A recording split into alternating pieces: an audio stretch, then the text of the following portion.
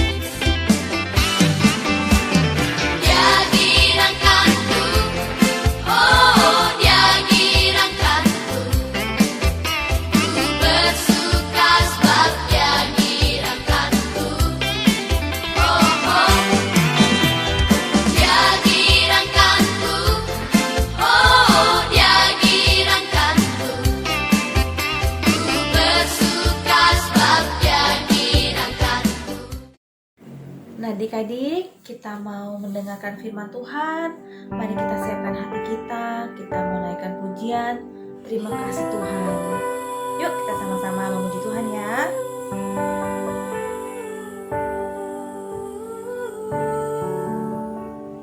Terima kasih Tuhan untuk kasih setiamu yang ku alami dalam hidupku.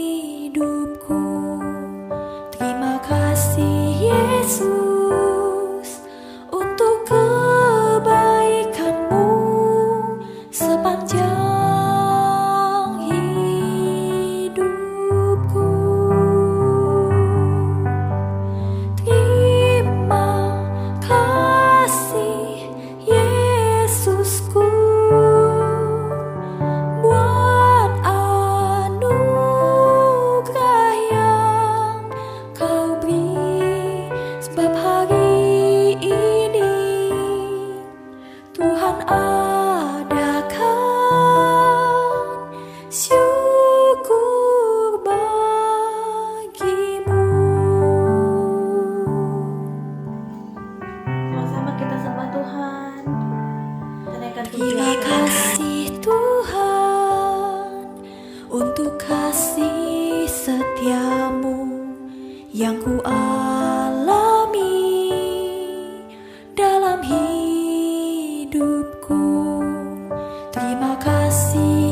Yesus, untuk kebaikan-Mu sepanjang hidupku. Terima kasih Yesusku, buat anugerah yang Kau beri, sebab hari ini Tuhan adakan syukur bagimu.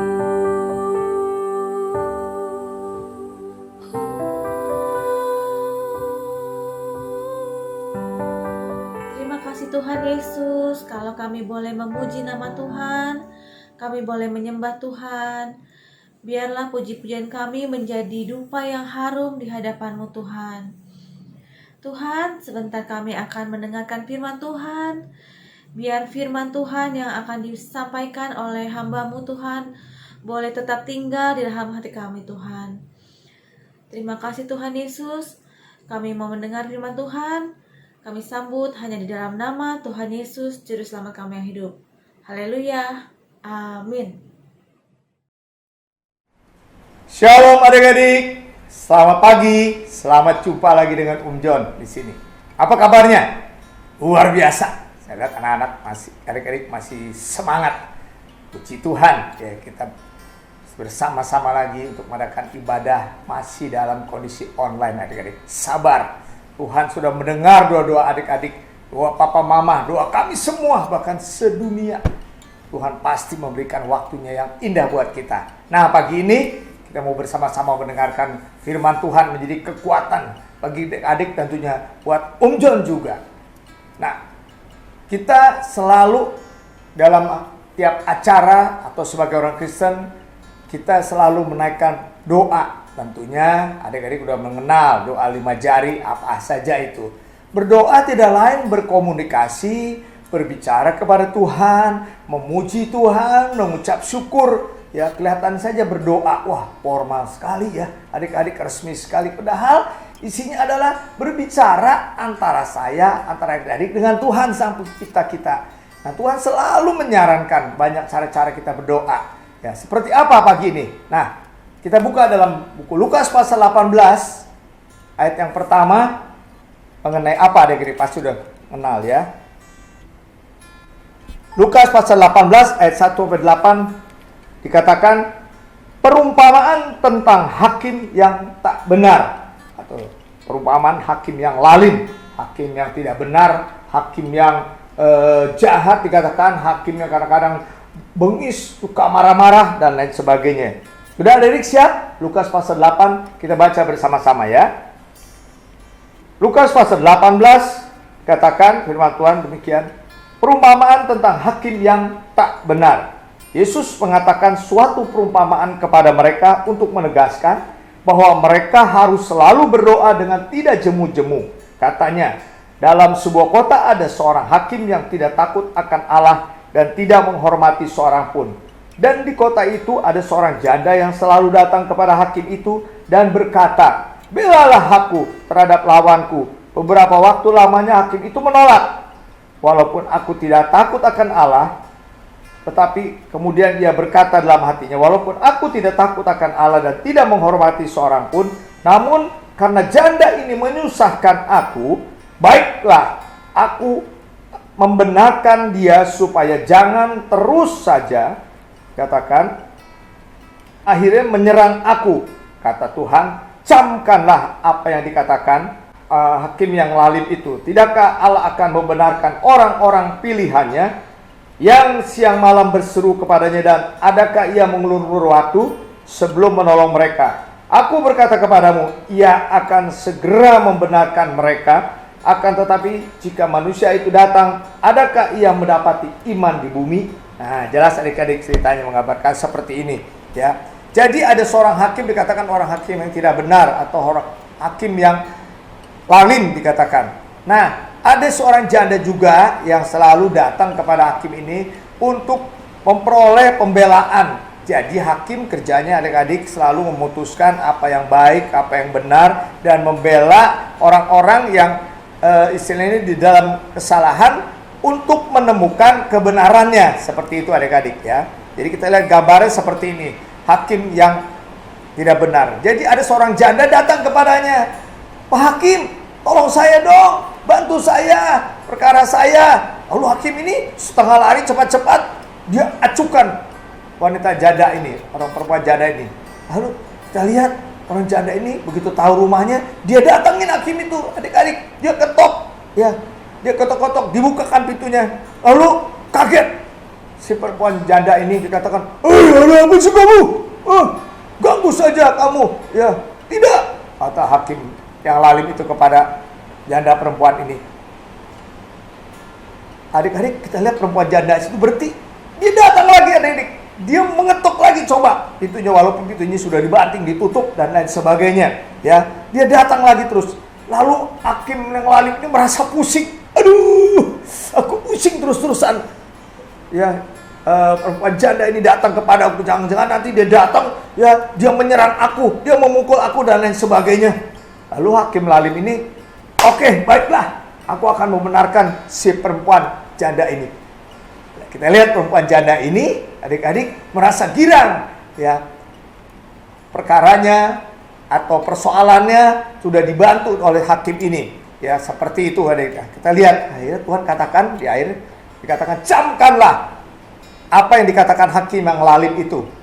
Lalu ayat yang ke-7 Tuhan katakan, tidakkah Allah membenarkan orang-orang pilihannya yang siang malam berseru kepadanya? Adik-adik, aku berkata kepadamu, ia akan segera membenarkan mereka. Jadi Tuhan Yesus demikian, ya, kalau adik-adik terus-menerus berdoa, ya, kepada Tuhan, Tuhan pasti akan mengabulkannya. Tuhan pasti juga akan memberikan jawabannya kepada adik. Karena apa? Janji firman Tuhan yang terdapat dalam Lukas 18 tadi yang kita sudah baca. Nah, judul pada pagi ini atau tema adalah doa menerobos kemustahilan. Dengan doa kita mendapatkan hasil dan jawaban yang mungkin tidak terpikirkan sebelumnya adik-adik. Om John juga pernah begitu.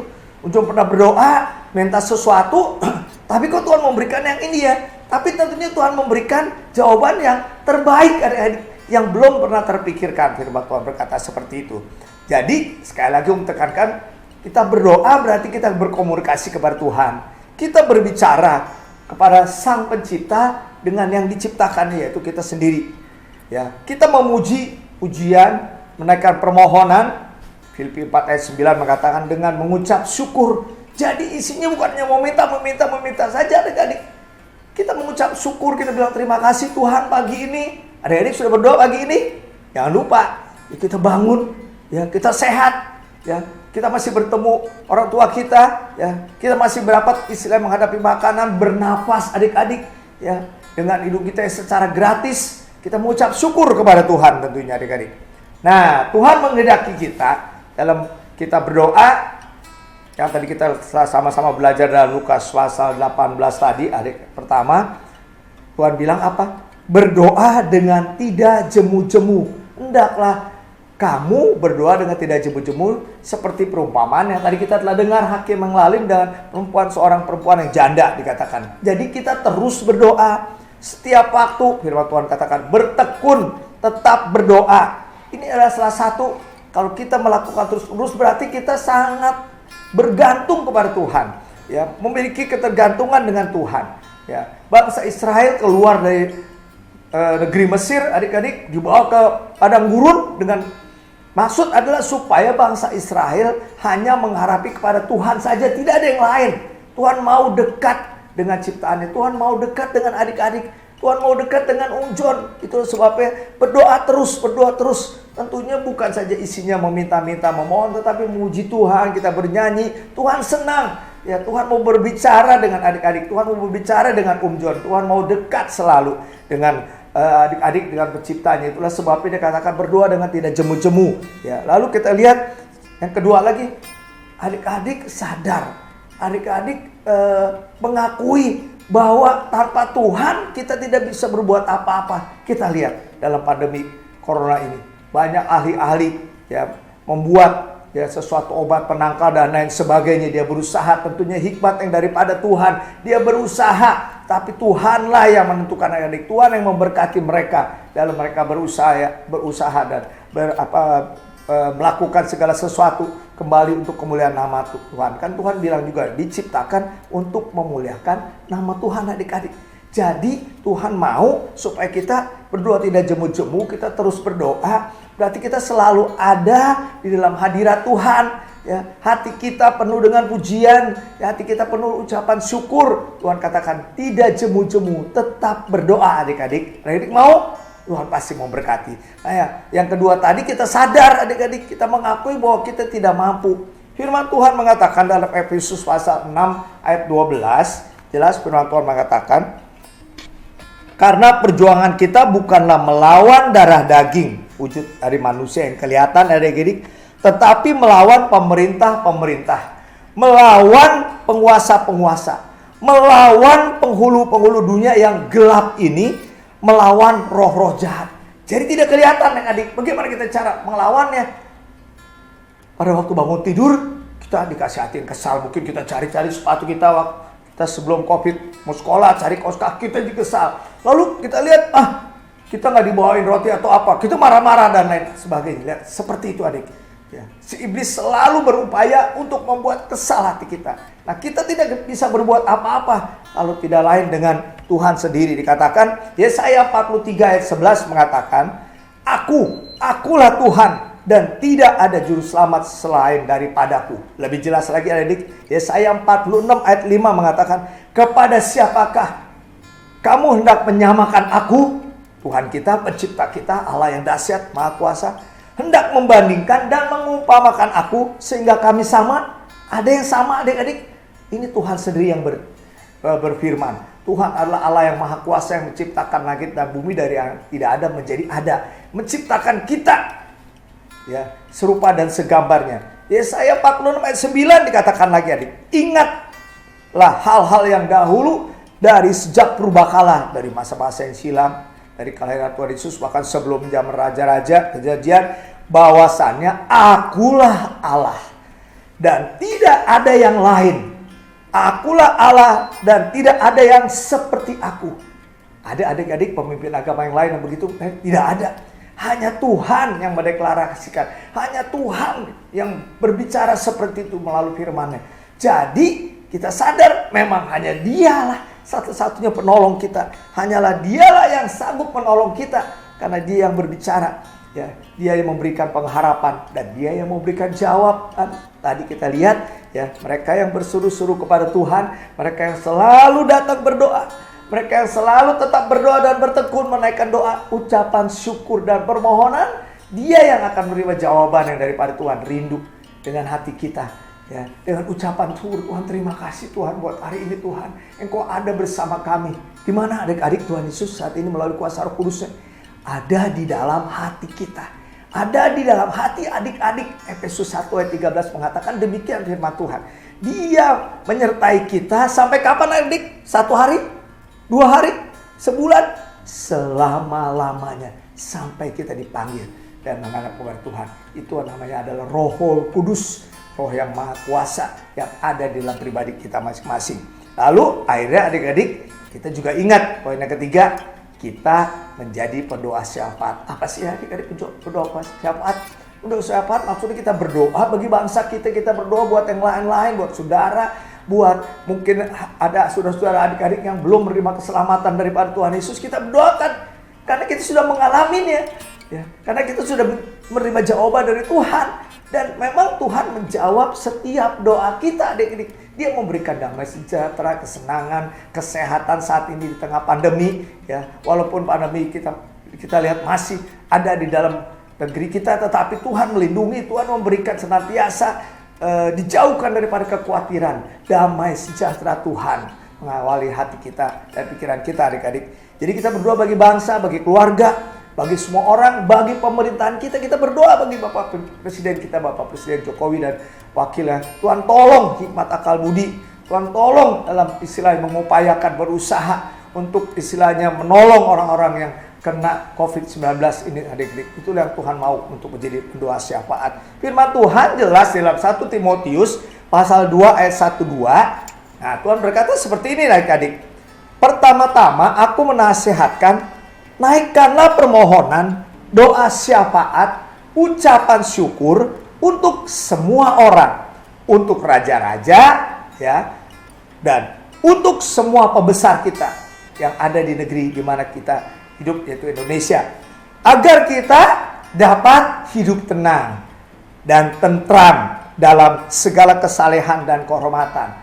Jadi ada berkatnya, adik-adik. Kita mendoakan saudara-saudara kita, mendoakan orang lain, kita menjadi pendoa syafaat. Hati kita merasa tenang, hidup kita penuh dengan kesukaan, dan Tuhan sangat-sangat memberkati anak-anak yang selalu tidak jemu-jemunya berdoa. Berarti selalu ada di dalam hadirat Tuhan, berarti selalu menghampiri hadirat Tuhan. Karena Tuhan bilang, carilah aku, maka kamu akan hidup. Ya, hidup berarti kita bisa bermain, kita bisa berbicara, kita bisa melakukan segala hal kembali untuk kemuliaan nama Tuhan. Dalam Mazmur pasal 121 ayat 2 mengatakan, pertolonganku ialah cuma hanya dari Tuhan yang menjadikan langit dan bumi. Ya, 1 Korintus 2 ayat 9 dikatakan, nah ini katakan. Tetapi seperti ada tertulis, apa yang tidak pernah dilihat oleh mata kita, tidak pernah didengar oleh telinga kita, telinga adik-adik, dan yang tidak pernah timbul di dalam hati adik-adik, hati John, hati manusia, semua yang disediakan Allah untuk mereka yang mengasihi Dia.